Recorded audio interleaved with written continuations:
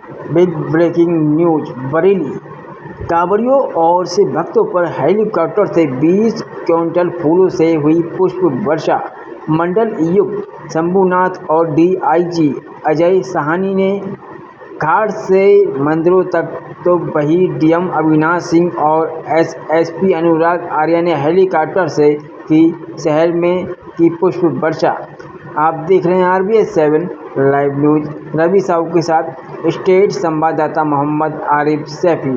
सावन के तीसरे सोमवार पर सातों नाथ मंदिरों में बरसे आसमान से फूल। कांवड़ियों के स्वागत में पुलिस प्रशासन ने की खास तैयारियां। सातों नाथ मंदिरों के कांवड़ मार्गों पर हेलीकॉप्टर से बरसाए गए फूल। पुष्प वर्षा के बाद कांवड़ियों में दिखा जबरदस्त उत्साह।